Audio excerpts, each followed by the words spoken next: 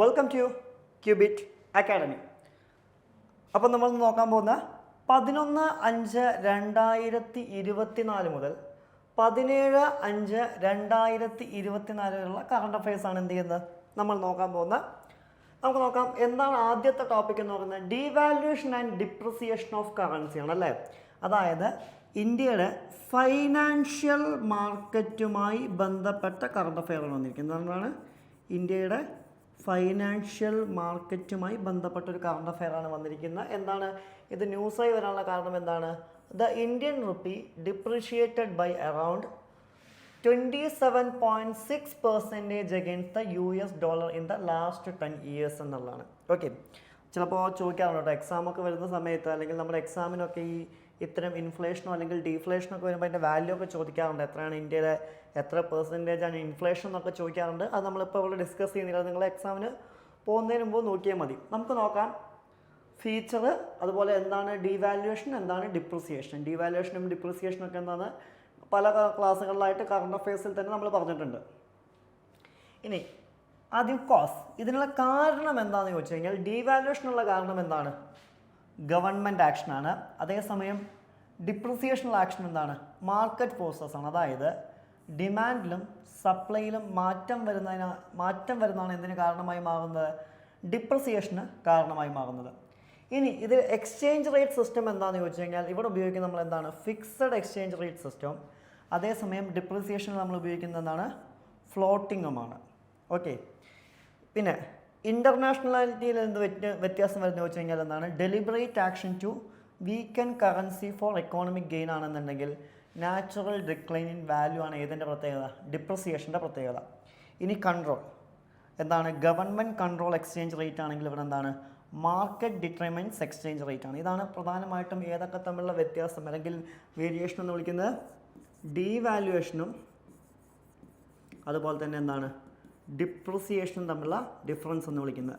നോക്കി വയ്ക്കുക, പലപ്പോഴും എന്താണ് മാറിപ്പോകുന്നതാണ്. ഓക്കെ, എന്താണ് ഡീവാല്യുവേഷൻ അല്ലെങ്കിൽ എന്താണ് ഡിപ്രിസിയേഷൻ എന്ന് പലപ്പോഴും എന്താണ് മാറിപ്പോകുന്ന ഒരു കാര്യമാണ്. അപ്പോൾ കൃത്യമായിട്ട് നമ്മൾ നോക്കി വയ്ക്കണം, എന്താണ് ഡീവാല്യുവേഷൻ ആണോ ഡിപ്രിസിയേഷൻ ആണോ വരുന്നത് എന്നുള്ളത് എന്ത് ചെയ്യണം, നമ്മൾ നോക്കി വെച്ചിരിക്കണം എന്നുള്ളതാണ്. ഓക്കെ, അതുപോലെ തന്നെ നമ്മൾ എക്സാമിന് പോകുമ്പോൾ എന്താണ് നോക്കി വയ്ക്കുക, ഇന്ത്യൻ കറൻസിയുടെ മൂല്യമൊക്കെ എന്താണെന്നുള്ള കാര്യം എന്ത് ചെയ്യുക, നോക്കി വയ്ക്കുക.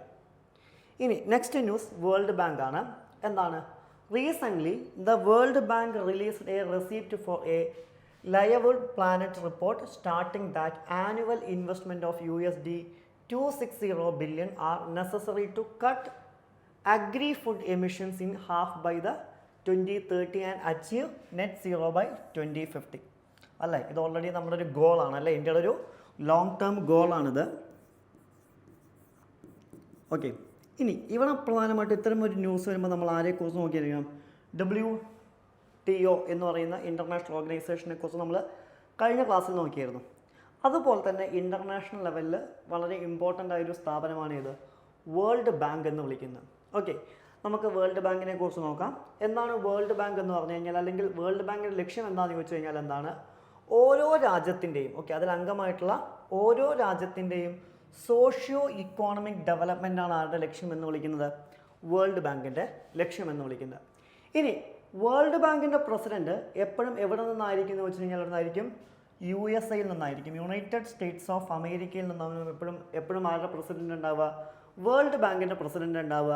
അതുപോലെ തന്നെ വേൾഡ് ബാങ്കിൻ്റെ ഫണ്ടിങ് സോഴ്സ്, അതായത് ഇവർക്കുള്ള പ്രധാനമായിട്ടും ഫണ്ടിങ് വരുന്നത് എങ്ങനെയാണെന്ന് ചോദിച്ചു കഴിഞ്ഞാൽ ഇൻ്റർനാഷണൽ മാർക്കറ്റിൽ വിൽക്കുന്ന ബോണ്ടുകളാണ് ആരുടെ ഫണ്ടിങ് സോഴ്സ് എന്ന് വിളിക്കുന്നത്?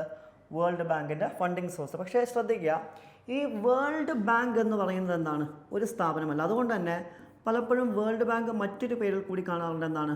വേൾഡ് ബാങ്ക് ഗ്രൂപ്പ് എന്നുള്ള പേരിലും അറിയപ്പെടുന്നുണ്ട്. അതായത് 5 പ്രധാനപ്പെട്ട ഇൻസ്റ്റിറ്റ്യൂഷൻസ് ചേർന്നതിനെ നമ്മൾ വിളിക്കുന്ന പേരാണ് ഇത് വേൾഡ് ബാങ്ക്.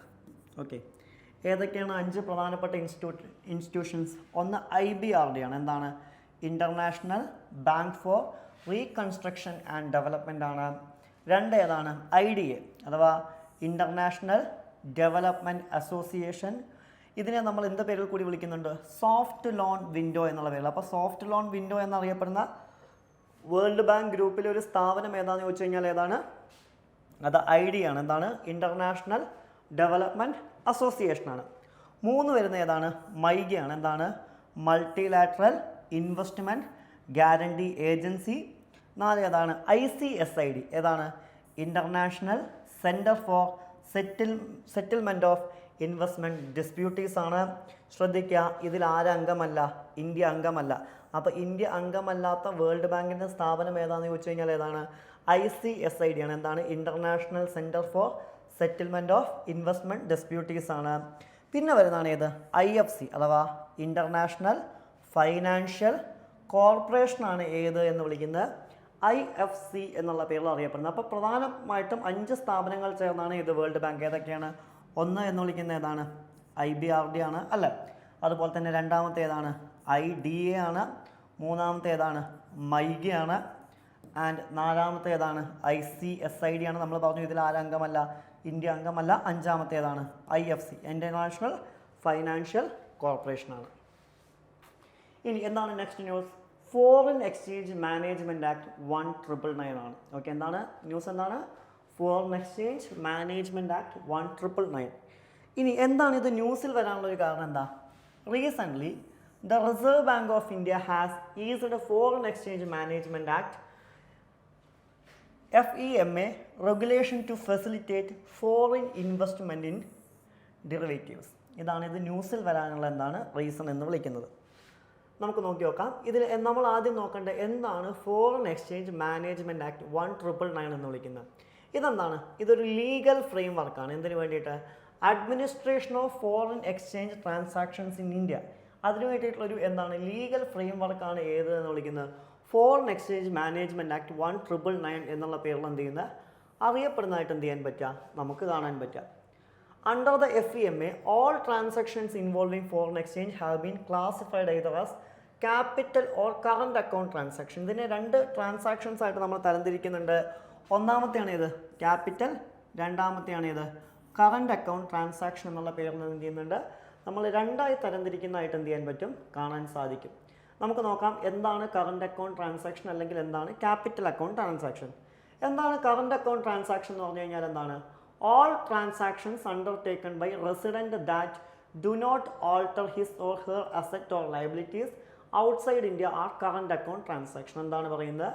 ആര് അണ്ടർടേക്കിംഗ് ചെയ്യുന്നതാണ്? ഒരു റെസിഡൻറ്റ് അണ്ടർടേക്കിംഗ് ചെയ്യുന്നതാണ്. ഇതിൻ്റെ പ്രത്യേകത എന്താ? ദാറ്റ് ഡു നോട്ട് ഓൾട്ടർ ചെയ്യാൻ പറ്റില്ല. എങ്ങനെ? His or her assets or liabilities outside India. Okay, ഇത്തരം ട്രാൻസാക്ഷൻസിനെയാണ് നമ്മൾ എന്ത് വിളിക്കുന്നത്? Current account transaction. For example ഇതിന് പറയുകയാണെങ്കിൽ payment in connection with the foreign trade, അല്ലെങ്കിൽ എന്താണ് expenses in the connection with foreign travel, education etcetera. ഇതിനെയൊക്കെ നമ്മൾ എന്ത് വിളിക്കുന്നത്? Current account transaction. ഇനി രണ്ടാമത്തേതാണ് ഇത് ക്യാപിറ്റൽ അക്കൗണ്ട് ട്രാൻസാക്ഷൻസ്. എന്താണ് ക്യാപിറ്റൽ അക്കൗണ്ട് ട്രാൻസാക്ഷൻ എന്ന് പറഞ്ഞു കഴിഞ്ഞാൽ it include those transaction which are undertaken by a resident. ശ്രദ്ധിക്കുക, ഇതും റെസിഡൻ്റ് ആണ് of India, such that is or asset or liability outside India are altered. അതായത് എന്താണ് ഇന്ത്യക്ക് ഔട്ട്സൈഡിലും ആൾട്ടർ ചെയ്യാൻ സാധിക്കുന്നവയാണ് ഏതെന്ന് വിളിക്കുന്ന ക്യാപിറ്റൽ അക്കൗണ്ട്. അപ്പോൾ നമ്മൾ പറഞ്ഞു കറണ്ട് അക്കൗണ്ട് ആണ് എന്നുണ്ടെങ്കിൽ, okay for example current account ആണ് എന്നുണ്ടെങ്കിൽ അത് ഇന്ത്യക്ക് പുറത്ത് എന്ത് ചെയ്യാൻ പറ്റില്ല? ഓൾട്ടർ ചെയ്യാൻ സാധിക്കാത്തവയാണ്. അതേസമയം ക്യാപിറ്റൽ അക്കൗണ്ട് ആണ് എന്നുണ്ടെങ്കിൽ എന്താണ് അത് ഇന്ത്യക്ക് പുറത്ത് എന്താണ് ഓൾട്ടർ ചെയ്യാൻ പറ്റുന്നവയാണ് എന്നുള്ളതാണ് പ്രത്യേകത. ഇനി ഇതിൻ്റെ എക്സാമ്പിൾ, അതായത് ക്യാപിറ്റൽ അക്കൗണ്ടിൻ്റെ എക്സാമ്പിളാണ് ഇത് ഇൻവെസ്റ്റ്മെൻറ്റ് ഇൻ ഫോറിൻ സെക്യൂരിറ്റീസ്, അതുപോലെ തന്നെ acquisition or immovable property outside India. ഇതൊക്കെ ഏതിൻ്റെ എക്സാമ്പിളാണെന്ന് ചോദിച്ചു കഴിഞ്ഞാൽ ഏതിൻ്റെ എക്സാമ്പിളാണ്? ക്യാപിറ്റലിൻ്റെ എന്താണ് എക്സാമ്പിളാണ് എന്നുള്ളതാണ്. അപ്പോൾ പ്രധാനമായിട്ടും 2 അക്കൗണ്ടുകളായിട്ടാണ് തരംതിരിക്കുന്നത്. ഒന്നാമത്തേതാണ് കറണ്ട് അക്കൗണ്ടും, രണ്ടാമത്തേതാണ് ക്യാപിറ്റൽ അക്കൗണ്ടും. ക്ലിയർ? ഇനി ആരാണ് റെസിഡൻറ്റ് ഇന്ത്യൻസ് എന്ന് ചോദിക്കാം. ഈ നിയമപ്രകാരം ആരാണ് റെസിഡൻറ്റ് ഇന്ത്യൻസ് എന്ന് ചോദിച്ചു കഴിഞ്ഞാൽ ഈ നിയമത്തിൻ്റെ സെക്ഷൻ 2 ക്ലോസ് വിയിൽ വളരെ കൃത്യമായിട്ട് പറയുന്നുണ്ട്, A person residing India for more than 182 days during the course of preceding financial year. അതായത് ഒരു നിലവിലെ ഫൈനാൻഷ്യൽ ഇയറിൽ 182 ദിവസത്തിന് കൂടുതൽ ഇന്ത്യയിൽ താമസിക്കുന്ന ആളുകളാണ് A person or body corporate registered or incorporated in India. ഇവരൊക്കെ ആരായിട്ടാണ് കണക്കാക്കുന്നത്? ഈ നിയമം റെസിഡൻ്റ് ആയിട്ടാണ് എന്ത് ചെയ്യുന്നത് കണക്കാക്കുന്നതായിട്ട് എന്ത് ചെയ്യാൻ പറ്റുക നമുക്ക് കാണാൻ സാധിക്കുക എന്നുള്ളതും ഏതിൻ്റെ പ്രത്യേകതയാണ്? ഈ നിയമത്തിൻ്റെ എന്താണ് പ്രത്യേകതയാണ്. ക്ലിയർ. നെക്സ്റ്റ് വൺ ആണ് ഇത് conflict between fundamental rights and DPSP അല്ലേ. നമുക്കറിയാം എല്ലാ കാലത്തും കോൺഫ്ലിക്റ്റ് വരുന്നൊരു ടോപ്പിക്കാണ്, ഒന്ന് ഫണ്ടമെൻ്റൽ റൈറ്റും ഒന്ന് DPSPയും. കാരണം നമുക്കറിയാം ഫണ്ടമെൻ്റൽ റൈറ്റ്സ് എന്ന് വിളിക്കുന്നത് ഫണ്ടമെൻ്റൽ റൈറ്റ്സ് എന്ന് വിളിക്കുന്നത് എന്താണ്, ഒരു സ്റ്റേറ്റിനെ സംബന്ധിച്ചിടത്തോളം എന്താണ് നെഗറ്റീവ് ഒബ്ലിഗേഷൻസ് ആണ് അല്ലേ. ഒരു സ്റ്റേറ്റിനെ സംബന്ധിച്ചിടത്തോളം ഫണ്ടമെൻ്റൽ റൈറ്റ്സ് എന്ന് പറയുന്നത് എന്താണ്, നെഗറ്റീവ് ഒബ്ലിഗേഷൻസ് ആണ്. അതായത് എന്താണ്, ഒരു സ്റ്റേറ്റിനെ കോൺസ്റ്റിറ്റ്യൂഷൻ റെസ്ട്രിക്റ്റ് ആണ് ചെയ്യുന്നത്. അതേസമയം DPSP എന്ന് വിളിക്കുന്നത് എന്താണ്, ഒരു സ്റ്റേറ്റിനെ സംബന്ധിച്ചിടത്തോളം പോസിറ്റീവ് ഒബ്ലിഗേഷൻസ് ആണ്.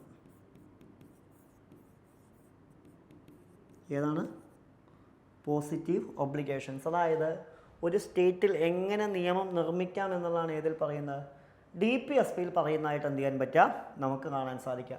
ഇനി എന്താണ് ഇത് ന്യൂസിൽ വരാനുള്ള ഒരു കാരണം, recently a 9-judge bench of Supreme Court has chosen to address the question regarding the existence of Article 31 Clause C while hearing the case decided what other government can acquire redistribute private property. അതായത് 31C പറയുന്നത് എന്താണ്, ഇത് കോടതി ചോദ്യം ചെയ്യാൻ പാടില്ല, ഗവൺമെൻറ്റിന് private property ഏറ്റെടുക്കാനും അത് റീഡിസ്ട്രിബ്യൂട്ട് ചെയ്യാനുമുള്ള അധികാരമുണ്ട് എന്നുള്ളതാണ്.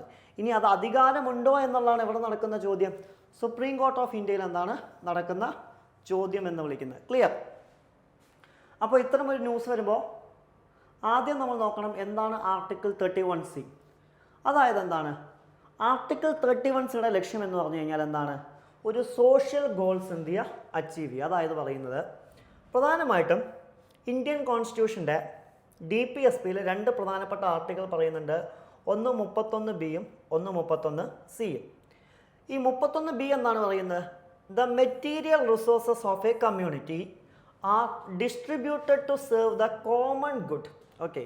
അതായത് എന്താണ്, ഒരു കമ്മ്യൂണിറ്റിയുടെ മെറ്റീരിയൽ റിസോഴ്സസ് എന്ത് ചെയ്യാം, ഒരു കോമൺ ഗുഡായിട്ട് വേണമെങ്കിൽ എന്ത് ചെയ്യാം, ഡിസ്ട്രിബ്യൂട്ട് ചെയ്യാം. എന്ന് പറഞ്ഞു കഴിഞ്ഞാൽ പ്രൈവറ്റ് പ്രോപ്പർട്ടി ആർക്ക് ഏറ്റെടുക്കാം എന്നുള്ളത് തന്നെയാണ്, ഗവൺമെൻറ് ഏറ്റെടുക്കാം എന്നുള്ളത് തന്നെയാണ് ഡയറക്റ്റ്ലി ഓർ ഇൻഡയറക്റ്റ്ലി ഇവിടെ ആര് പറയുന്നത്, കോൺസ്റ്റിറ്റ്യൂഷൻ പറയുന്നതായിട്ട് എന്ത് ചെയ്യാൻ പറ്റുക, നമുക്ക് കാണാൻ സാധിക്കുക എന്നുള്ളതാണ്. Next one, the wealth and the means of production are not concentrated to the common determined. ഇതാണ് ഇത് ആർട്ടിക്കിൾ 30C.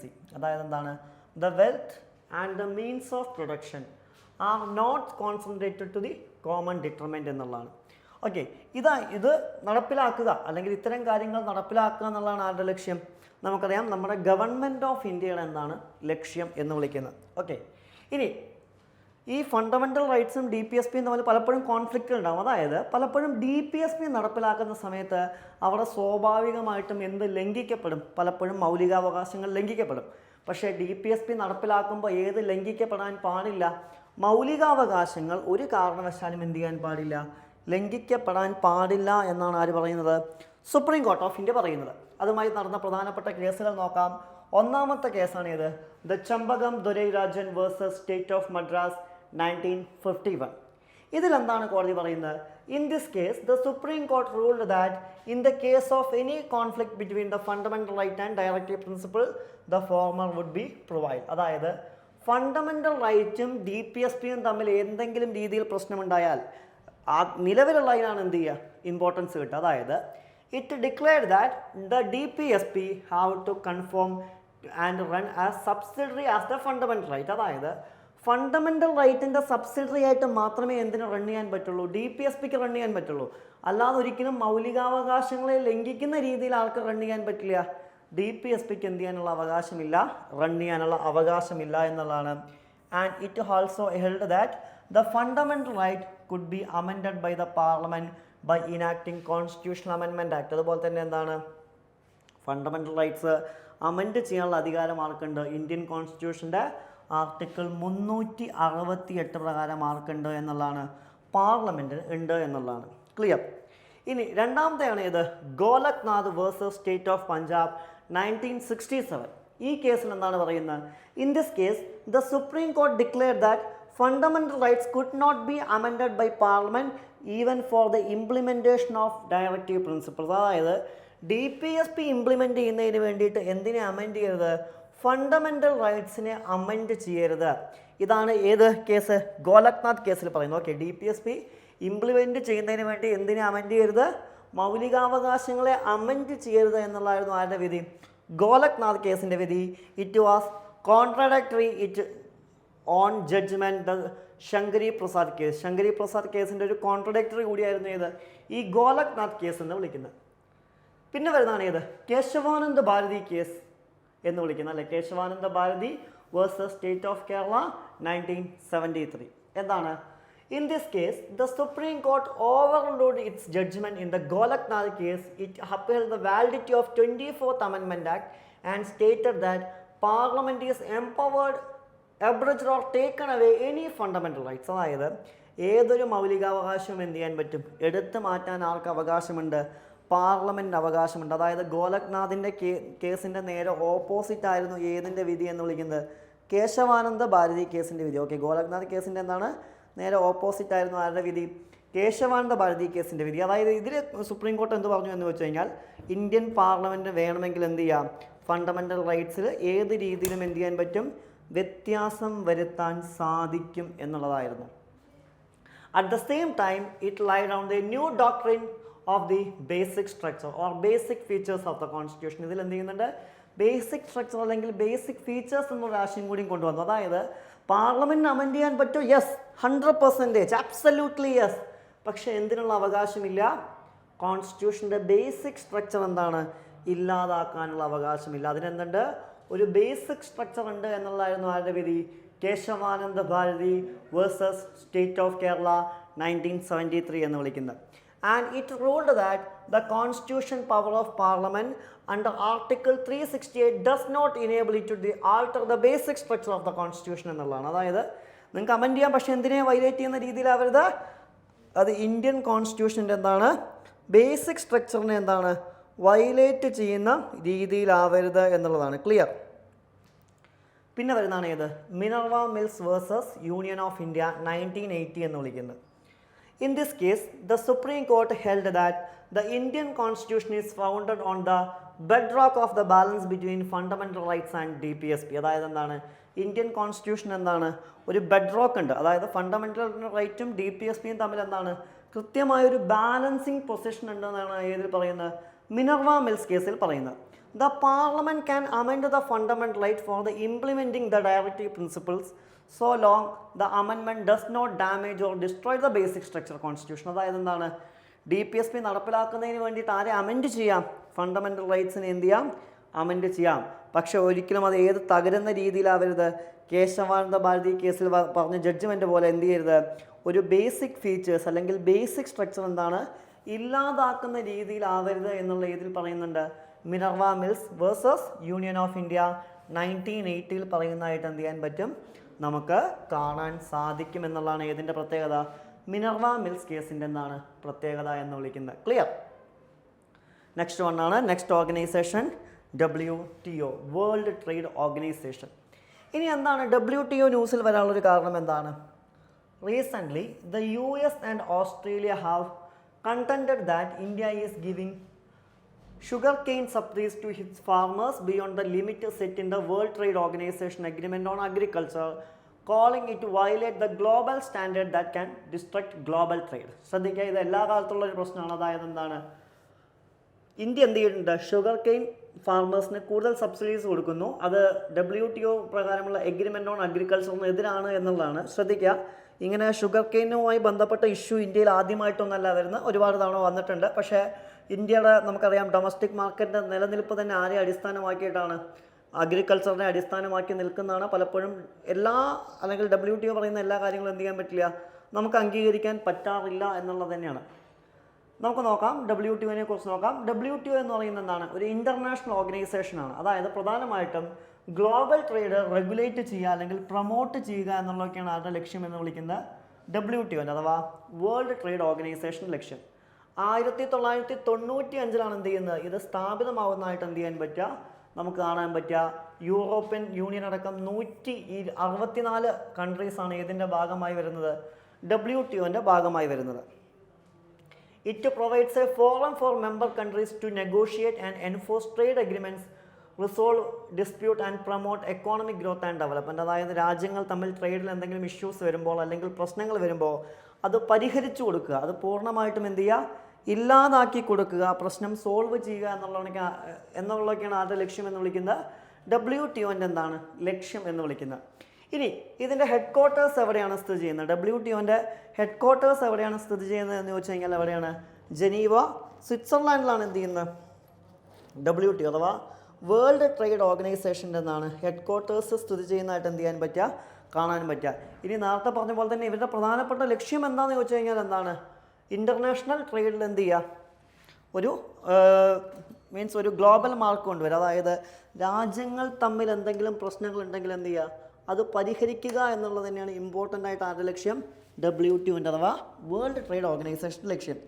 ഇനി ഇവരുടെ ഒറിജിൻ എന്താണ്, WTO ഉണ്ടാവാൻ ഇടയാക്കിയ സാഹചര്യം എന്ന് ചോദിച്ചു കഴിഞ്ഞാൽ നമുക്ക് നോക്കി നോക്കാം. എന്താണ് സാഹചര്യം എന്ന് പറയുന്നത്, അതായത് ഈ general agreement on tariff and trade ഗാട്ടിൻ്റെ സക്സസറായിട്ടാണ് ആര് വരുന്നത്, WTO വരുന്നതായിട്ട് കാണാൻ പറ്റുക. 1947 ഏത് സ്ഥാപിതമാകുന്നത്, WTO സ്ഥാപിതമാകുന്നത്. ഉറുഗ്വേ റൗണ്ട്, അതായത് 1986 മുതൽ 94 വരെ നടന്ന ഉറുഗ്വേ റൗണ്ടാണ് ഗാട്ടിന് ശേഷം ഏതിന് തുടക്കം കുറിച്ചത്, WTO. അതായത് ഒരു എഗ്രിമെൻ്റ് മാത്രം പോരാ, രാജ്യങ്ങൾ തമ്മിലുള്ള പ്രശ്നങ്ങൾ പരിഹരിക്കാൻ ഏത് മാത്രം പോരാ, ഒരു എഗ്രിമെൻ്റ് മാത്രം പോരാ എന്നുള്ള തിരിച്ചറിവിൽ നിന്നാണ് ഏതുണ്ടാവുന്നത്, WTO ഉണ്ടാവുന്നത്. 1995 ജനുവരി 1 മുതൽ എന്ത് ചെയ്യുന്നുണ്ട്, WTO അതിൻ്റെ പ്രവർത്തനങ്ങൾ എന്ത് ചെയ്യുന്നുണ്ട്, ആരംഭിക്കുന്നുണ്ട്. The agreement establishing the WTO commonly known as Marrakesh agreement was signed in Marrakesh Morocco 1994. മൊറോക്കോയിലെ മാർക്കേഷിൽ വെച്ച് 1994 സൈൻ ചെയ്ത മാർക്കേഷ് എഗ്രിമെൻറ്റ് പ്രകാരമാണ് എന്ത് ചെയ്യുന്നത്, WTO നിലവിൽ വരുന്നത്. 1947 മുതൽ ഗാട്ടിൻ്റെ തന്നെ ഒരു ഫൗണ്ടിങ് മെമ്പറാണ് ഇന്ത്യ. അതുകൊണ്ട് തന്നെ അതിൻ്റെ സക്സസ്ഫുള്ളായി വന്ന WTOൻ്റെ അംഗം തന്നെയാണ് ആര് എന്ന് വിളിക്കുന്നത്, ഇന്ത്യ എന്ന് പറയുന്ന രാജ്യം.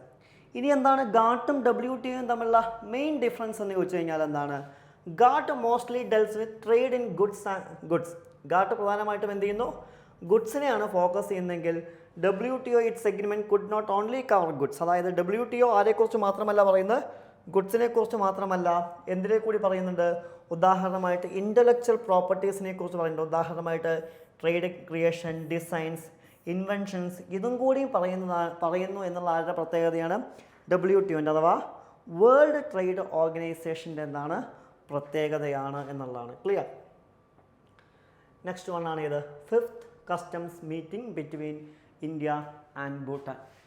ഓക്കെ, എന്താണ് ന്യൂസ്, എന്താണ് 5th joint group of customs JGC meeting between India and Bhutan took place on 6th to 7th May 2024 in Leh, Ladakh. ഇതാണ് ഇത് ന്യൂസ് വരാനുള്ള ഒരു കാരണം.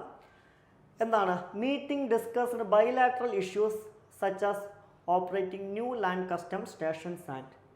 ഓക്കെ, അതായത് പുതിയ കസ്റ്റം സ്റ്റേഷൻസ് എങ്ങനെ ഇംപ്ലിമെൻറ്റ് ചെയ്യണം, അതുപോലെ തന്നെ ന്യൂ ട്രേഡ് റൂട്ട്സ്, അതുപോലെ തന്നെ development of infrastructure, automation and digitalisation of transit process, prevention of smuggling, ഇതിനെക്കുറിച്ചൊക്കെയാണ് എന്ത് ചെയ്യുന്നത്, ഇതിൽ ഡിസ്കസ് ചെയ്തതായിട്ട് എന്ത് ചെയ്യാൻ പറ്റുക, നമുക്ക് കാണാൻ പറ്റുക. These meeting enhance connectivity and trade infrastructure for smooth customs clearance at 10 land customs station along with the India Bhutan border. India Bhutan ബോർഡറുള്ള 10 ലാൻഡ് കസ്റ്റം സ്റ്റേഷനിൽ സ്മൂത്ത് ആയിട്ടുള്ള റണ്ണിങ്ങിന് വേണ്ടിയിട്ടാണ് ഇത് ലക്ഷ്യം വയ്ക്കുന്നത്. ഇതിൽ 6 വെസ്റ്റ് ബംഗാളിലും 4 എവിടെയാണ്, ആസാമിലുമാണ്. Bhutan is the top trade partner of India. അതായത് എന്താണ്, ഇമ്പോർട്ടും എക്സ്പോർട്ടും വെച്ച് നോക്കുമ്പോൾ എന്താണ്, ഇന്ത്യയുടെ ടോപ്പ് ട്രേഡ് പാർട്ട്ണറിൽ ഒന്നാമതാണ് ആര് എന്ന് വിളിക്കുന്നത്, ഭൂട്ടാൻ എന്ന് വിളിക്കുന്നത്. Bhutan thanked the central board of indirect taxes and customs for supporting its capacity building, training and skill development through the workshop, seminars and various training programmes.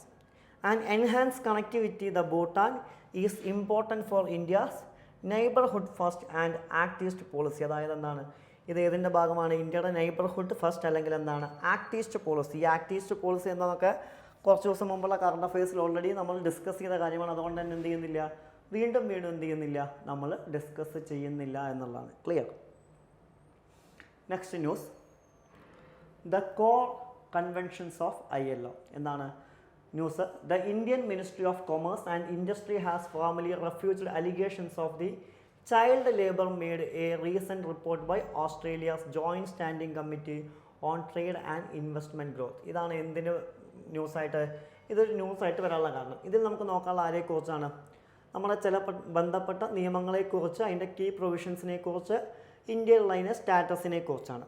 Okay, ഇതിൽ ആദ്യത്തെയാണ് ഫോഴ്സ്ഡ് ലേബർ കൺവെൻഷൻ 1930 എന്ന് വിളിക്കുന്നത്. ഇതെന്താണ് പറയുന്നത്, prohibit all forms of forced or compulsory labour including ഡെപ്റ്റ് bondage ആണ്. ഇത് India എന്താണ് ratify ചെയ്തതാണ്. പിന്നെ വരുന്നതാണ് ഇത് ഈക്വൽ റെമ്യൂണറേഷൻ കൺവെൻഷൻ എന്ന് വിളിക്കുന്ന. ഇതിൻ്റെ കീ പ്രൊവിഷൻ എന്താണ്, outline principles for equal remuneration for work for equal value regardless of gender, focuses on gender discrimination in employment ആണ്. ഇതും ആര് റാറ്റിഫൈ ചെയ്താണ്, ഇന്ത്യ റാറ്റിഫൈ ചെയ്താണ്. പിന്നെ വരുന്നതാണ് ഇത് മിനിമം ഏജ് കൺവെൻഷൻ 1973 എന്ന് വിളിക്കുന്ന. ഇതിൻ്റെ കീ പ്രൊവിഷൻ എന്താണ്, stipulate that the minimum age for work should not be below the age of compulsory schooling and any case not less than 15 years with possible exemptions for the developing countries. ഇതാണ് ഇതിൻ്റെ key provisions. അതായത് ഇത്ര വയസ്സിന് താഴെയുള്ള കുട്ടികളെ ജോലി ചെയ്യിപ്പിക്കുന്നത് സ്കൂളിൽ വിടണം എന്നുള്ളതാണ്.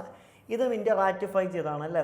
നമ്മൾ പറയുന്നുണ്ട് 6 വയസ്സ് മുതൽ 12 വയസ്സുള്ള കുട്ടികൾക്ക് എന്താണ് ഫ്രീ ആൻഡ് കമ്പൽസറി എഡ്യൂക്കേഷൻ കൊടുക്കണമെന്ന് ആർട്ടിക്കിൾ 21A തന്നെ പറയുന്നുണ്ട്. എന്താണ് 21A എന്ന് വിളിക്കുന്നത്, റൈറ്റ് ടു എഡ്യൂക്കേഷനാണ് ഏതെന്ന് വിളിക്കുന്നത്, ആർട്ടിക്കിൾ 21A അല്ലേ. അതിൽ തന്നെ കൃത്യമായിട്ട് പറയുന്നുണ്ട്.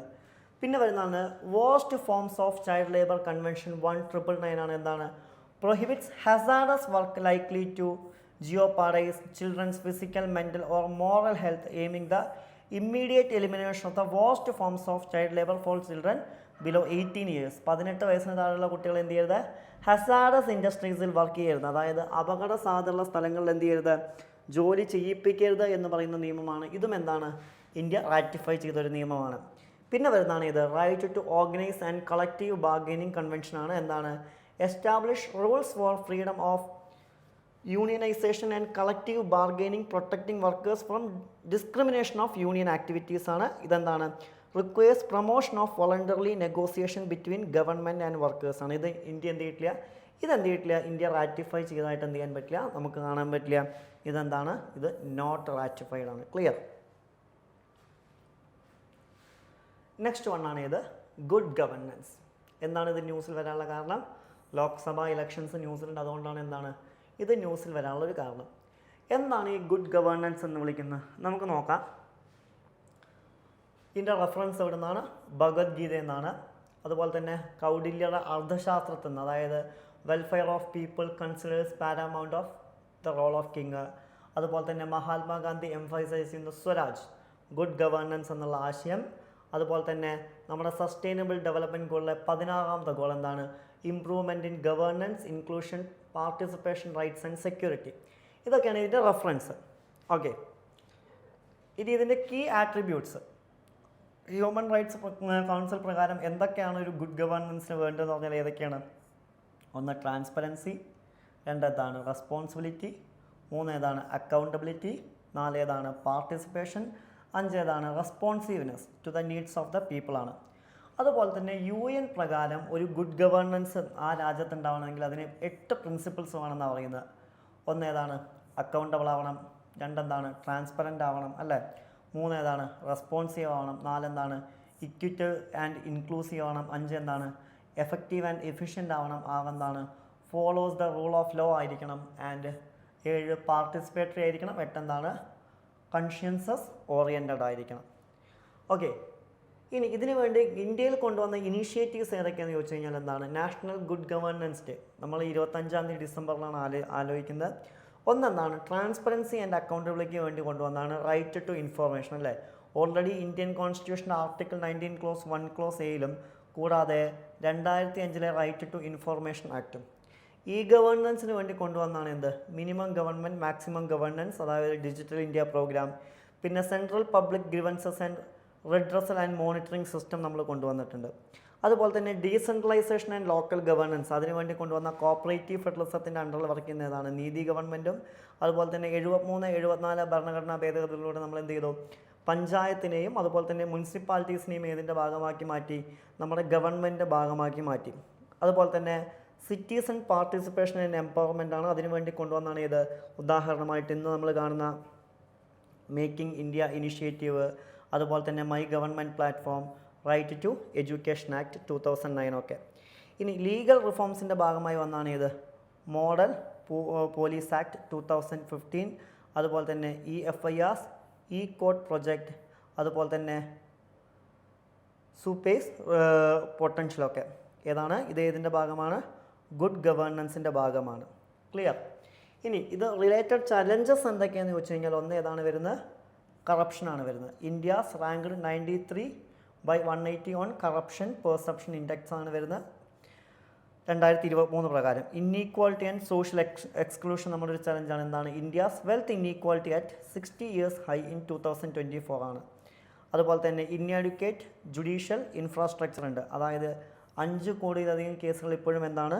പെൻഡിങ് ആണ് എന്നുള്ളതാണ്.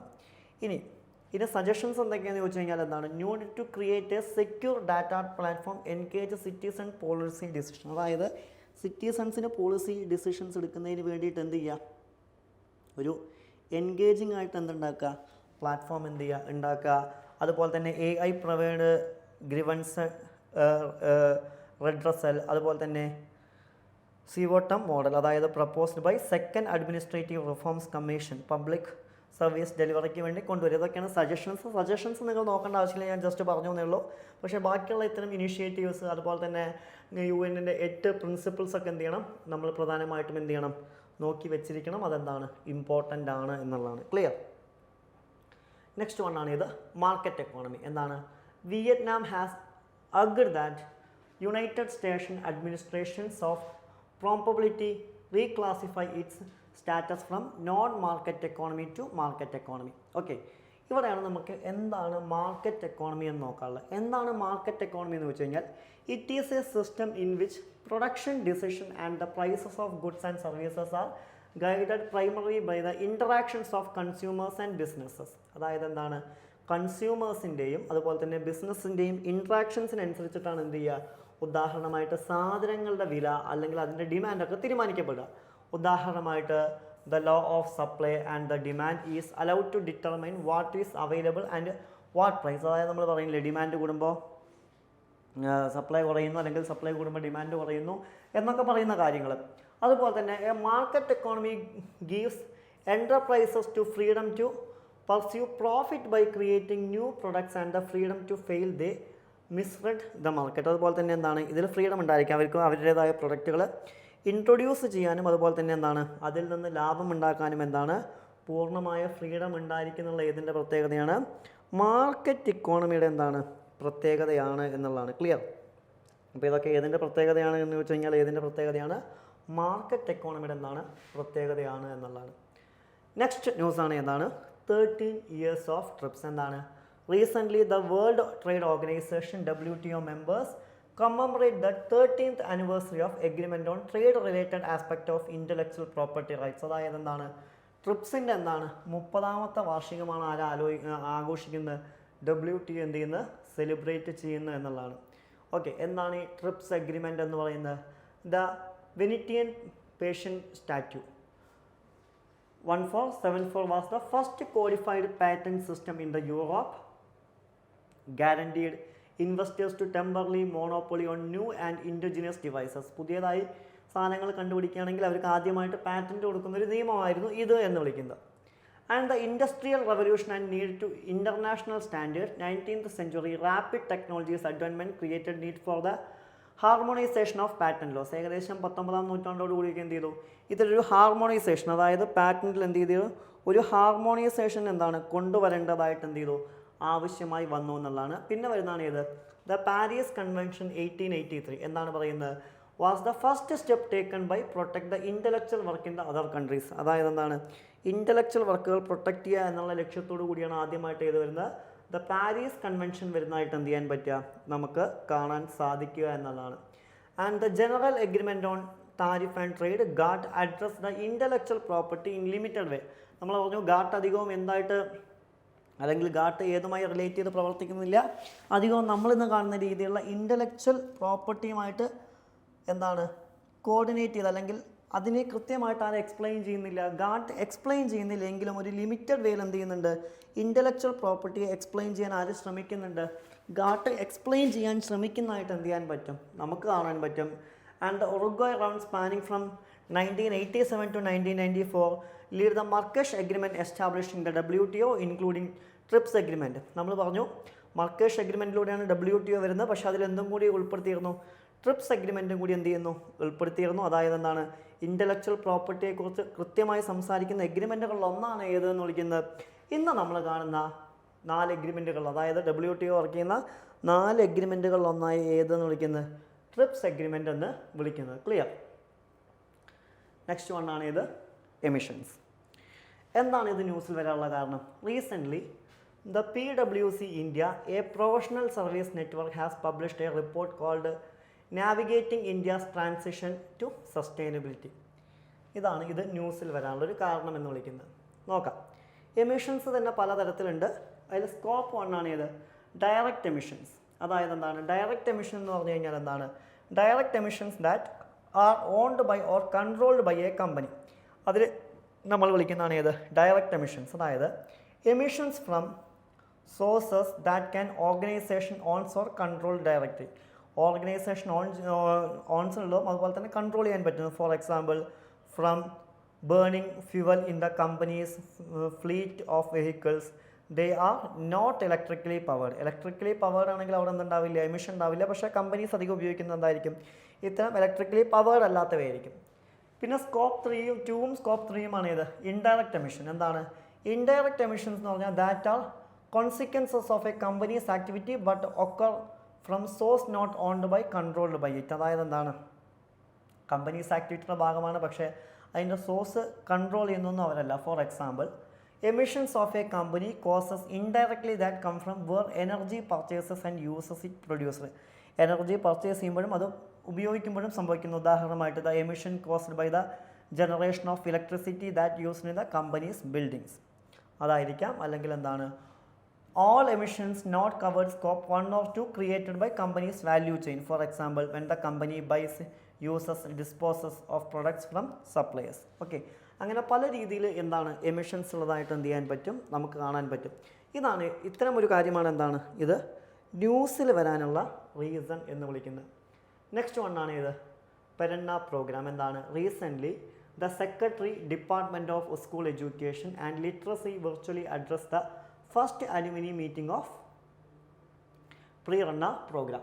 എന്താണ് പറയുന്നത്, Prerana is an experimental learning platform. ഇതെന്താണ് ഒരു എക്സ്പെരിമെൻ്റൽ ലേണിംഗ് പ്ലാറ്റ്ഫോമാണിത്. എന്താണ് that aims to offer a meaningful unique and inspiring experience to all participants thereby empowering them with leadership qualities. അതുപോലെ തന്നെ പറയുന്നത് എന്താണ് it is driven by a strong commitment to integrate principles of the Indian education system. അതായത് ഒരു philosophy of value based എഡ്യൂക്കേഷനാണ് എന്ത് ചെയ്യുന്നത് ഇതിലൂടെ ലക്ഷ്യം വെക്കുന്നതായിട്ട് എന്ത് ചെയ്യാൻ പറ്റുക, നമുക്ക് കാണാൻ പറ്റുക. ഇനി ഇതാരാണ് ലോഞ്ച് ചെയ്തതെന്ന് വെച്ച് കഴിഞ്ഞാൽ ആരാണ്, department of school of education and literacy. അത് ആരുടെ അണ്ടറിലാണ് വരുന്നത്, ministry of education, government of ഇന്ത്യയുടെ അണ്ടറിലാണ് വരുന്നത്. ഒരു ബാച്ചിൽ 20 പേരാണ് ഉണ്ടായിരിക്കുക. അതിൽ 10 പേരെന്തായിരിക്കും ബോയ്സ് ആയിരിക്കും, അതിൽ 10 പേരെന്തായിരിക്കും ഗേൾസ് ആയിരിക്കും. ഓക്കെ, അതുപോലെ തന്നെ എവറി വീക്കാണ് ഈ പ്രോഗ്രാം ഒരു രാജ്യത്തിൻ്റെ പല ഭാഗങ്ങളിലായിട്ട് ഉണ്ടാവുക.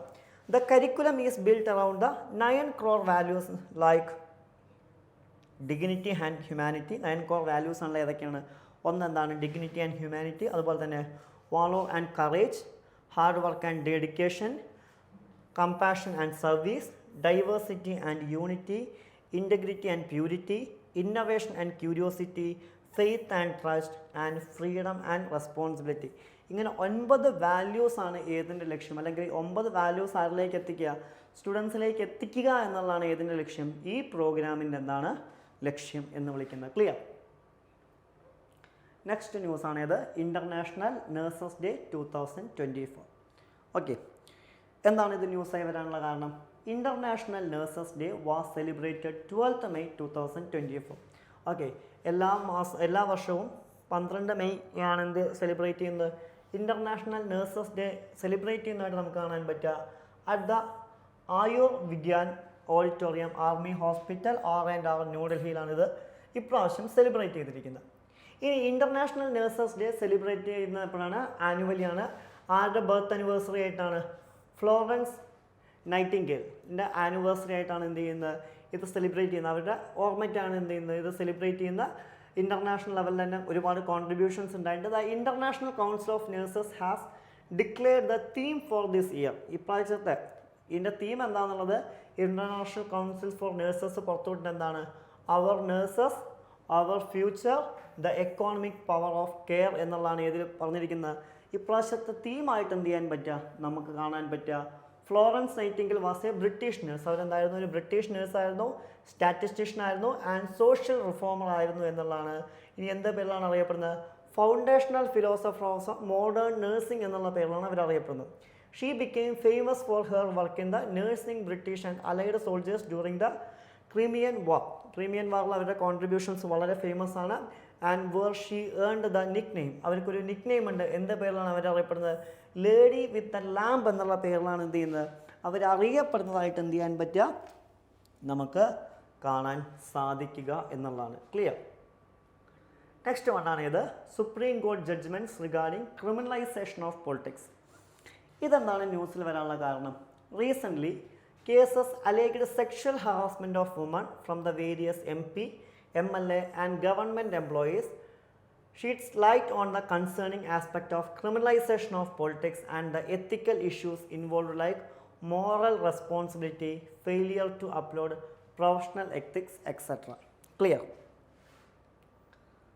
ഇതുമായി ബന്ധപ്പെട്ട സുപ്രീം കോടതിയുടെ പ്രധാനപ്പെട്ട ജഡ്ജ്മെൻറ്റുകൾ നോക്കാം. ഒന്നെന്താണ്, association for democratic reforms versus union of India 2002 ആണ്. എന്താണ് പറയുന്നത്, The Supreme Court ruled that every candidate contesting an election has to declare his criminal and financial records along with the educational qualification. ഇതിൽ supreme court of India പറയുന്നത് ഇലക്ഷന് മത്സരിക്കുന്ന ഏതൊരു വ്യക്തിയും എന്ത് ചെയ്യണം, അവരുടെ എഡ്യൂക്കേഷൻ ക്വാളിഫിക്കേഷൻസും അസറ്റും ഒക്കെ കാണിക്കുന്ന പോലെ തന്നെ എന്ത് ചെയ്യണം, അവർക്ക് ക്രിമിനൽ റെക്കോർഡ്സ് ഉണ്ടെങ്കിൽ അതും എന്ത് ചെയ്യണം, കാണിക്കണം എന്ന് പറയുന്ന ജഡ്ജ്മെൻ്റ് ആണ് ഇത് association for democratic reforms versus union of India എന്നുള്ള പേരിൽ എന്ത് ചെയ്യുന്നത് അറിയപ്പെടുന്നതായിട്ട് എന്ത് ചെയ്യാൻ പറ്റുക, നമുക്ക് കാണാൻ പറ്റുക.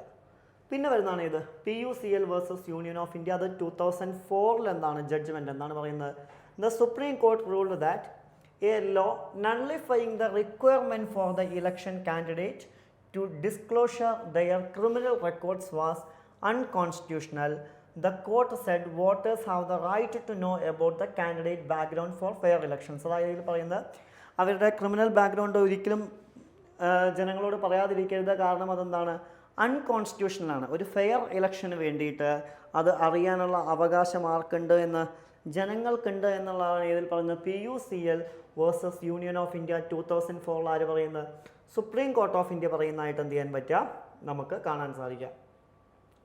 പിന്നെ വരുന്ന കേസാണ് ഇത് Ramesh Dalal versus union of India 2005 എന്ന് വിളിക്കുന്നത്. എന്താണ്, in 2005 the Supreme Court had ruled that a sitting MP or MLA will be disqualified from contesting election convicted and sentences imprisonment of more than 2 years or more by a court by law. അതായത് എന്താണ്, ഒരു വ്യക്തിക്ക് 2 വർഷമോ അതിൽ കൂടുതലോ ശിക്ഷ കിട്ടുകയാണെങ്കിൽ, jail ശിക്ഷ കിട്ടുകയാണെന്നുണ്ടെങ്കിൽ ആ വ്യക്തിക്ക് ഇലക്ഷനിൽ മത്സരിക്കാൻ എന്തില്ല, അവകാശമില്ല എന്നുള്ളതാണ് എന്താണ് Ramesh Dalal versus union of India case 2005 ആര് പറയുന്നത്, സുപ്രീം കോർട്ട് പറയുന്നത്. പിന്നെ വരുന്നതാണ് ഏത് Lily Thomas versus union of India 2013 എന്താണ് പറയുന്നത്, the supreme court has declared that any member of the parliament or state legislative assembly who is convicted a crime and sentenced a prison term of 2 years or more would be disqualified from holding office. ഇനി 2013 വീണ്ടും പറഞ്ഞു, ഒരു വ്യക്തി 2 വർഷത്തെ ശിക്ഷയ്ക്ക് വിധേയനായി കഴിഞ്ഞാൽ on the spot അദ്ദേഹത്തിന് എന്ത് സ്ഥാനമാണോ ഉള്ളത് അതപ്പോൾ തന്നെ എന്ത് ചെയ്യും, നീക്കം ചെയ്യുമെന്നും അത് നഷ്ടപ്പെടുമെന്നും ഏതിൽ പറയുന്നുണ്ട്, Lily Thomas versus union of India 2013 ആര് പറയുന്നുണ്ട്, സുപ്രീം കോർട്ട് ഓഫ് ഇന്ത്യ പറയുന്നതായിട്ട് എന്ത് ചെയ്യാൻ പറ്റും, നമുക്ക് കാണാൻ പറ്റും. പിന്നെ വരുന്ന മറ്റൊരു ജഡ്ജ്മെൻ്റ് ആണ് Manoj Narula versus union of India 2014 എന്താണ് പറയുന്നത്, the 5 judge bench of supreme court held that a person cannot be disqualified from contesting elections merely because they have been charged with a criminal offence. ഇതാണ് ഏതിൽ പറയുന്നത്, Manoj Narula versus union of India 2014 പറയുന്നത്. And പിന്നെ വരുന്നതാണ് however the court also held that political parties must not field candidate who have a criminal background എന്നുള്ളതും പറയുന്നുണ്ട്. പിന്നെ വരുന്നതാണ് 2018 public interest foundation versus union of India 2018 എന്നുള്ള പേരിൽ എന്ത് ചെയ്യുന്ന അറിയപ്പെടുന്ന കേസ്. ഇനി ഇതിലെന്താണ് പറയുന്നതെന്ന് വെച്ച് കഴിഞ്ഞാൽ എന്താണ്, the supreme court has ordered political parties to publish the criminal records of their candidate on their website and social media handles and newspapers എന്നുള്ളതാണ് ഇതിൽ പറയുന്നത്. Public interest foundation versus union of India 2018 പറയുന്നതായിട്ട് എന്ത് ചെയ്യാൻ പറ്റുക, നമുക്ക് കാണാൻ പറ്റുക. ക്ലിയർ. ആൻഡ് നെക്സ്റ്റ് ന്യൂസിൽ വന്നാണ് ഇത് സസ്റ്റൈനബിൾ ഡെവലപ്മെൻറ്റ് ഗോൾസ്, SDGs ആണ്. എന്താണ്, recently a new report released by the United Nations UN stated that more investment needs in the 17 sustainable goals. അതായത് നമുക്കറിയാം UN ഒരു 17 സസ്റ്റൈനബിൾ ഡെവലപ്മെൻറ്റ് ഗോൾസ് ഉണ്ട്. അതിന് വേണ്ടിയിട്ട് ഇനിയും ഇൻവെസ്റ്റ്മെൻറ്റ് ചെയ്യേണ്ടി വരുന്ന പറയുന്നത് agreed upon by all the united members back in 2015. 2015 ഇതിൽ ഒപ്പുവയ്ക്കുന്നത്. 2030 കൂടി എന്ത് ചെയ്യണം, ഇത് അച്ചീവ് ചെയ്യണമെന്നാണ് ആര് പറയുന്നത്, യുണൈറ്റഡ് നേഷൻസ് പറയുന്നതായിട്ട് എന്ത് ചെയ്യാൻ പറ്റുക, നമുക്ക് കാണാൻ സാധിക്കുക. ഓക്കെ, നമുക്ക് നോക്കാം എന്തൊക്കെയാണ് UN സസ്റ്റൈനബിൾ ഡെവലപ്മെൻറ്റ് ഗോൾസ് ആയിട്ട് അവർ പറയുന്നത്. ഒന്നാമത്തെ എന്താണ്, നോ പോവേർട്ടി. 2 ഏതാണ്, 0 hunger. 3 good health and wellbeing. 4 quality education. 5 gender equality. 6 clean water and sanitisation. 7 affordable and clean energy. 8 decent work and economic growth. 9 industry innovation and infrastructure. 10 reduced inequalities. 11 sustainable cities and communities. 12 ഏതാണ്, responsible consumption and production. 13 എന്താണ്, climate action. 14 life below water. 15 life on land. 16 peace, justice and strong institutions. And 17 partnership four goals. ഇങ്ങനെ 17 ഗോൾസാണ് ആർക്കുള്ളത്, United നേഷൻസിനുള്ളതായിട്ട് കാണാൻ പറ്റും. ഇതിനെ നമ്മൾ എന്ത് പേരിലാണ് വിളിക്കുന്നത്, സസ്റ്റൈനബിൾ ഡെവലപ്മെൻറ്റ് ഗോൾസ്, SDG എന്നുള്ള പേരിലാണ് എന്ത് ചെയ്യുന്നത്, ഇത് അറിയപ്പെടുന്നതായിട്ട് എന്ത് ചെയ്യാൻ പറ്റുക, നമുക്ക് കാണാൻ സാധിക്കുക എന്നുള്ളതാണ്. നെക്സ്റ്റ് ന്യൂസാണ് ഇത്, സ്നോ ലിയോപാഡ്സ്. ഇതെന്താണ് ന്യൂസിൽ വരാൻ കാരണം, recently there was a significant discovery of snow leopards in the Kishtwar high altitude national park of Jammu Kashmir Chenab valley region by the team of scientist. ഇതാണ് ഇത് ന്യൂസിൽ വരാനുള്ള എന്താണ് കാരണം എന്ന് വിളിക്കുന്നത്. ഓക്കെ, നമുക്ക് സ്നോ ലിയോപാഡ്സിനെ കുറിച്ച് എന്ത് ചെയ്യാം, നോക്കാം. എന്താണ് സ്നോ ലിയോപാഡ്സ്, അല്ലെങ്കിൽ എന്താണ് അവരുടെ പ്രത്യേകത എന്ന് വിളിക്കുന്നത്.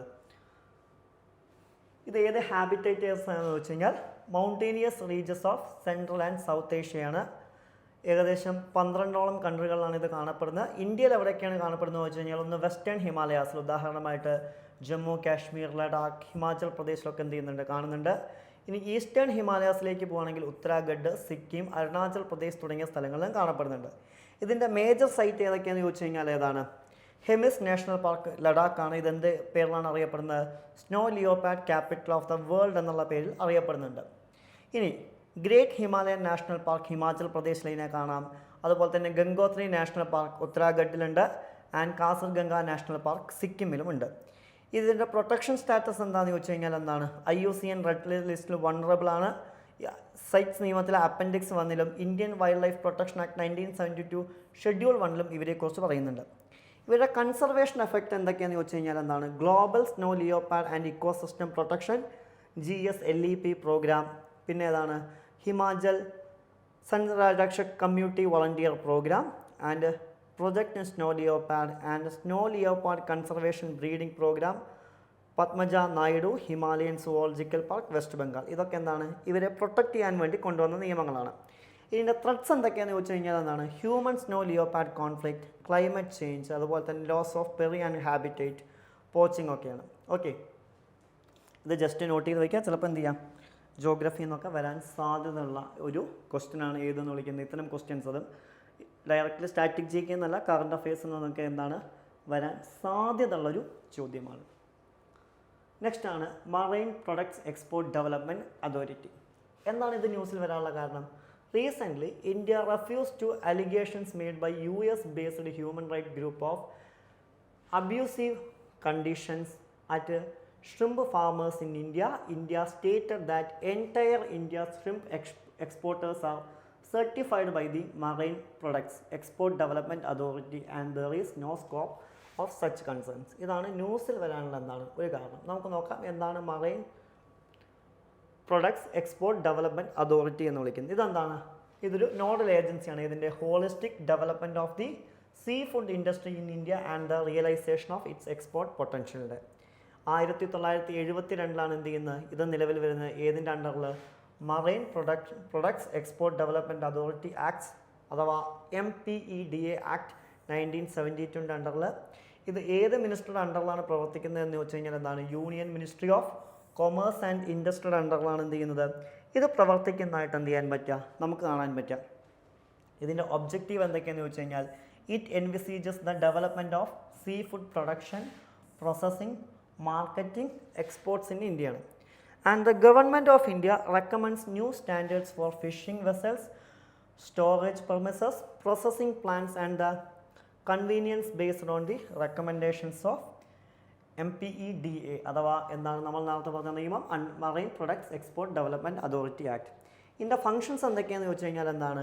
Enrol exporters, lays down quantity standards, ലൈലൈസേഷൻ with importers to boost exporters and conduct capacity building programs like training, awareness campaigns for relevant stakeholders to increase production and productivity ഒക്കെയാണ്. ഇതിൻ്റെ ഹെഡ് ക്വാർട്ടേഴ്സ് എവിടെ?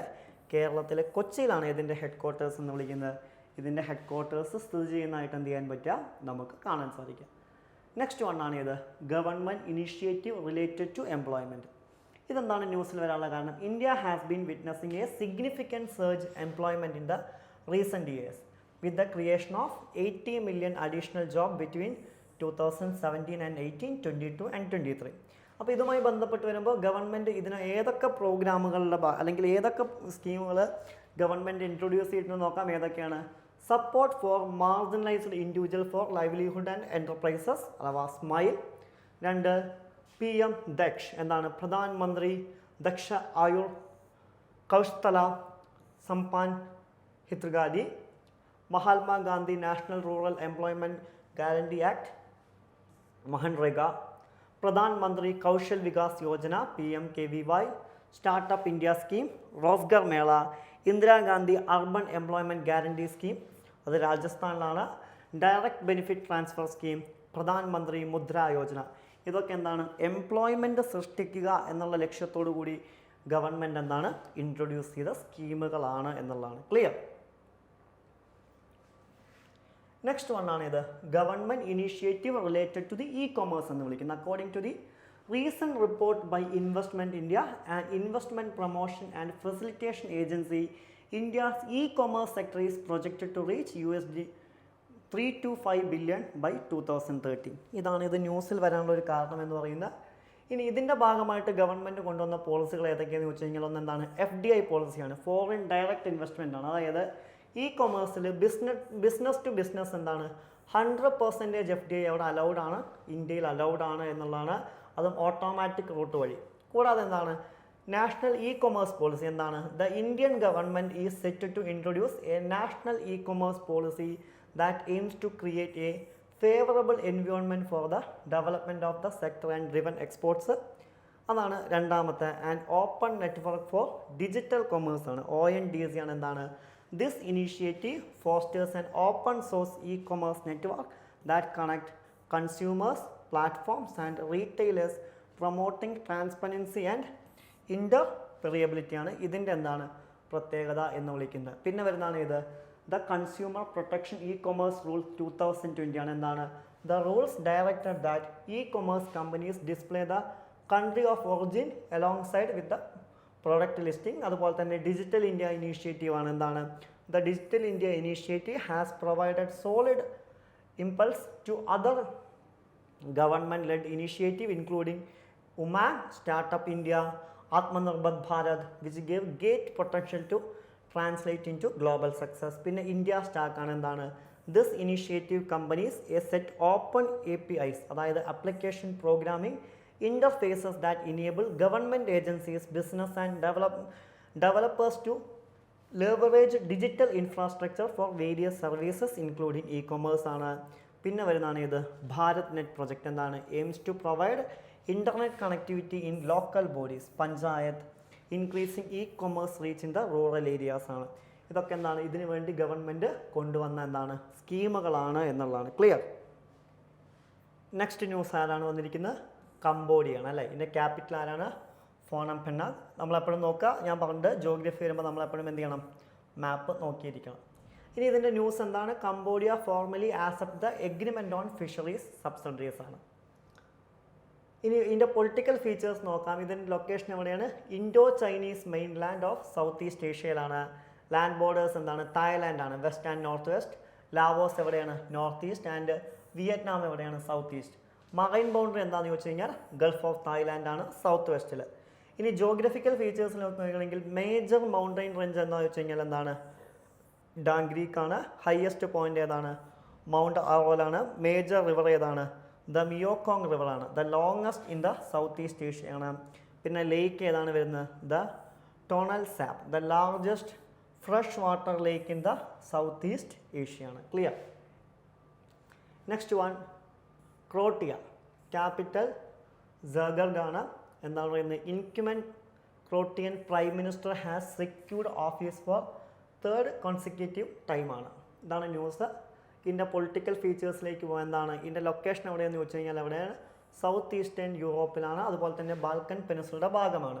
ഇത് boundary ചെയ്തിരിക്കുന്ന ഏതാണ്? Hungary and Slovenia നോർത്തിലും, Serbia ഈസ്റ്റിലും, Bosnia and ഹസർഗോവിന്ദ എവിടെയാണ്? Both in south and east ആണ്. അതുപോലെ തന്നെ ആഡ്രിയാറ്റിക് സി എവിടെയാണ്? വെസ്റ്റിലാണ്. പിന്നെ ജോഗ്രഫിക്കൽ ഫീച്ചേഴ്സ് എന്താണെന്ന് ചോദിച്ചു കഴിഞ്ഞാൽ മേജർ മൗണ്ടൈൻ റേഞ്ച് വരുന്നത് ഡൈനാർക്കിൽ Alps known for the karst limestone ടോപ്പോഗ്രഫിയാണ്. ഹയസ്റ്റ് പോയിന്റ് ഏതാണ്? ദൈനാരാണ്. മേജർ റിവർ ആണ് സേവ ആൻഡ് ദ്രാവ. പിന്നെ വരുന്നതാണ് ഇത് അരുൺ ചന്ദ്ര ഗുണയാണ് ന്യൂസിൽ വന്നിരിക്കുന്ന കാലഘട്ടം 1892 മുതൽ 1983 വരെ. ഇദ്ദേഹം എന്താണ്? Freedom fighter and renowned writer ആയിരുന്നു അരുൺ ചന്ദ്ര ഗുഹ. ഇദ്ദേഹത്തിൻ്റെ ബർത്ത് ആനിവേഴ്സറിയുമായി ബന്ധപ്പെട്ടിട്ടാണ് ന്യൂസ്. ഇദ്ദേഹത്തിൻ്റെ പ്രൊഫൈൽ നോക്കുകയാണെങ്കിൽ ഇദ്ദേഹം ബർസാൻ ഈസ്റ്റ് ബംഗാളിലാണ് ജനിക്കുന്നത്. He was the member of constituent assembly. Indian constituent അസംബ്ലിയുടെ മെമ്പറായിരുന്നു. സിൻസ് 1946 എ മെമ്പർ ഓഫ് പാർലമെൻറ്റിൽ തേർഡ് ലോക്സഭ 1963. 46 മുതൽ 63 വരെ ലോക്സഭാ മെമ്പറായിരുന്നു. ഇദ്ദേഹത്തിൻ്റെ കീ കോൺട്രിബ്യൂഷൻസ് എന്തൊക്കെയാണെന്ന് ചോദിച്ചു കഴിഞ്ഞാൽ started taking interest in politics during the സ്വദേശി movement 1905. After 1910 he took an action part of the member of the Jugantar party, a secret revolutionary society. അതുപോലെ തന്നെ published Bengali and English journals Mahindra and forward respectively. അതുപോലെ തന്നെ subscribed to Jayantar and Mukesh the alias Banga ജിൻഡാസ് ജമീന്ദാർ plan. And ഇദ്ദേഹത്തിൻ്റെ literary work ഏതാണ്? സൃഷ്ടി സഭായ first spark റെവല്യൂഷനാണ്. ക്ലിയർ. നെക്സ്റ്റ് വൺ ആരാണ്? സ്ലോവാക്യയാണ്. ക്യാപിറ്റൽ എന്ന് പറയുന്നത് എവിടെയാണ്? ബ്രാട്ടിസ്ലേവ. എന്താണ് news? Slovakia prime minister was shoot multiple times after the cabinet meeting in the ഹാൻഡ്ലോവ town ആണ്. ഇതിൻ്റെ പൊളിറ്റിക്കൽ ഫീച്ചേഴ്സ് നോക്കാം. ലാൻഡ് ലോക്ക്ഡ് കൺട്രിയാണ്. സെൻട്രൽ യൂറോപ്പിലെ ബോർഡേഴ്സ് നോർത്തിൽ പോളാൻഡ്, ഈസ്റ്റിൽ ഉക്രൈൻ, സൗത്തിൽ Hungary, Australia west and Czech republic north west. Geographical features mountain range വരുന്നതാണ് കൗണ്ടൈൻ mountains including Tatra mountains. Highest point ഏതാണ്? ഗ്രാഹോക്കി പീക്കാണ്. മേജർ റിവേഴ്സ് ഏതാണ്? ദന്യൂബ്, ഹറോൺ ആണ്. നെക്സ്റ്റ് വൺ സുഖ്ദേവ് താക്കൂർ ആണ്. 1907-13-1931. Freedom fighter Sukhdev Thakur was remembered on his birth anniversary ആണ്. 15 May ആണ്. ഇദ്ദേഹം എവിടെയാണ്? ലുധിയാനയിലാണ് ജനിക്കുന്നത്, പഞ്ചാബിൽ. അതുപോലെ തന്നെ എന്താണ്? He is the youth national college in ലാഹോറിൽ പഠിച്ചു. കീ കോൺട്രിബ്യൂഷൻസ് എന്തൊക്കെയാണ്? He was the member of Hindustan socialist republic association ആണ്. ആൻഡ് ഈ along with other revolutionaries started the Naujawan Bharat Sabha at Lahore in 1926. He along with the Bhagwat Singh and Rajguru were arrested for their involvement Lahore conspiracy കേസാണ്. Okay, സുഖ്ദേവിനെ നമുക്ക് എല്ലാവർക്കും അറിയാം. And last one Asaf അലിയാണ്. 1888 മുതൽ 1953 വരെയാണ് കാലഘട്ടം. അദ്ദേഹത്തിൻ്റെ ബർത്ത് ആനിവേഴ്സറിയാണ് ന്യൂസ്. ഇദ്ദേഹം എന്തായിരുന്നു? ലോയർ ആയിരുന്നു, ഫ്രീഡം ഫൈറ്റർ ആയിരുന്നു, first ambassador of independent India ആയിരുന്നു. എവിടെ? യുണൈറ്റഡ് സ്റ്റേറ്റിൽ. കീ കോൺട്രിബ്യൂഷൻസ് എന്നാണ് one of the founding member of home rule league in Delhi. അതുപോലെ തന്നെ actively participated in the non corporation movement, civil disobedience movement, individual satyagraha and quit India movement. അതുപോലെ തന്നെ defended ഷഹബാഗ് Singh and Batukeshwar Dutt in the central assembly bomb case 1929, elected to the Central Legislative Assembly in 1935 as the member of Muslim National Party. Clear? ഇത്രയും കാര്യങ്ങളാണ് നമുക്ക് എന്ത് ചെയ്യാനുള്ളത് ഈ ആഴ്ചത്തെ കറണ്ട് അഫെയർ നോക്കാനുള്ളത്. Thank U.